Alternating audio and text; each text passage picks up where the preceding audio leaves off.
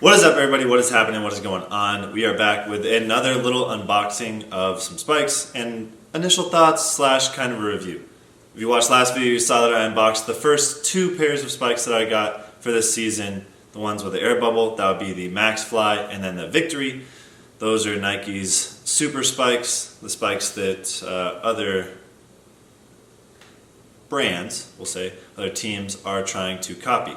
So, without further ado, the newest super spike to my lineup, yet another Nike one. And if you've been watching the channel for a little bit, you've already actually seen this spike. I got a ton of comments on that video, and that was kind of, before it was actually released to the public, I got to try it on. Shouts out to having friends that are sponsored by Nike. But I got to try it on, and it was actually a couple sizes too big. This one, though, fits phenomenally, and it is the Nike Air Zoom Long Jump Elite. Now, the other one fit a little bit too big, and it was still an amazing spike. And the reason I think it's an amazing spike is that it's comfortable. Not only is it springy and bouncy, and this is a very nice hard plate on the bottom that allows it to be bouncy, and then you get that air bubble there in the middle, which is very, very nice, and that works on both sides. You get a nice strap that kind of ties down everything on top of your foot. It's actually a very, very, very, very, very comfortable shoe, and it's like a nice, soft, cushiony upper. Now, the reason I'm talking so much about the shoe being comfortable is this is Nike's old long jump specific spike, and it was garbage. Dare I say, this is my least favorite spike of all time. Not only just, I don't think it looks that good, but it is just so uncomfortable. Right here, across the middle, right where this strap kind of breaks, or not breaks, but crosses, it creates the worst hot spot on your feet you can imagine. The shoe has no spring, it's flexible, it's bendy, it's not meant to jump far. People have jumped very far in this shoe, but for me, just not it.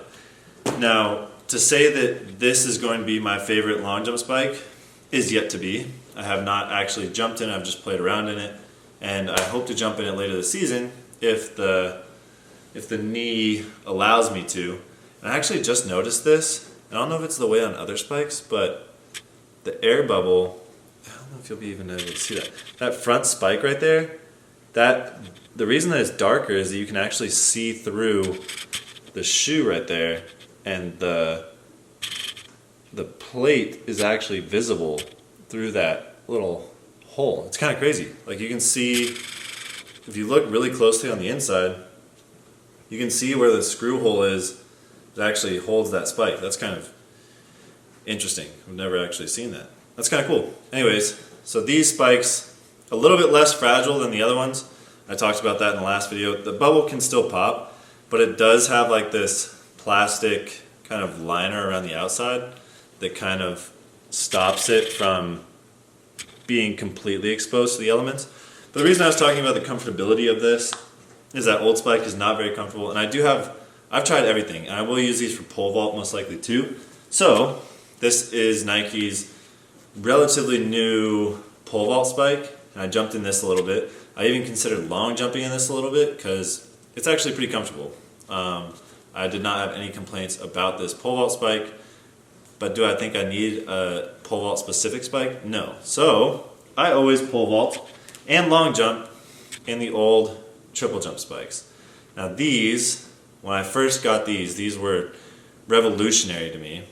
I went from, not an exaggeration, I jumped like 714 to I put these on, and then at the Olympic trials I jumped 740 or 739 or something. And since then they have been my most consistent shoe. These actually, the first iteration of these, the white and blue ones, I think they were the white and blue ones, got stolen out of my car. So when I was in Eugene, they got stolen. So I had to jump in these. I jumped like 710 or something like that. It was my absolute best in these, and that was like when I felt good, felt fresh. Literally the next meet, I got this pair, and I jumped 740. So that's just to say I like a little bit softer shoe, or a more comfortable shoe when I'm jumping. Maybe that's just my basketball background. So I'm hoping that these two shoes are somewhat similar. but this is Nike's newest long jump spike. Now my triple jump spike is a size 11. These are also a size 11 and they fit perfectly. I cannot complain about that. The long jump spikes, I would always recommend sizing down rather than sizing up. You would hate to have a little bit bigger shoe size and foul because of the tip of your shoe crossing into the plasticine or whatever if there's a video, whatever. Anyways, you would hate just to have a bigger shoe that caused you to foul. So I always go as tight that is comfortable.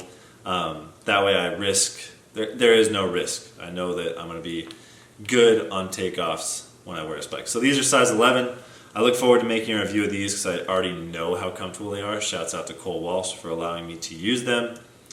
Yeah, I'm pretty, these are probably my most looked forward to spike of 2022, outside of one more spike that I actually picked up a long time ago that I will be showing you guys probably in the next video, and probably is one of my most favorite spikes that I'll be using in 2022. This is the spike. This is the Nike Long Jump Elite, or Zoom Long Jump Elite. It's got the air bubbles. It's a good looking spike. This is the colorway I got. It's a little bit brighter than what I usually wear. I'm more of a black and white guy. Check out the merch. Mitch, MM on the front, Mitch Modin on the back. Check it out. It's in a link below, as well as some Protien and some protein bars.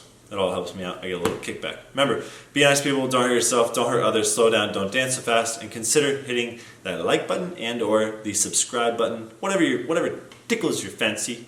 If you want to see more videos like this, just a general talk about it. Once we get training back up, once the knee is healthy, we have the MRI on Friday, so we'll find out what actually is going on in there. I'll get back to the normal training vlogs. So hopefully you guys look forward to those, and I'll talk to you guys all in the next one.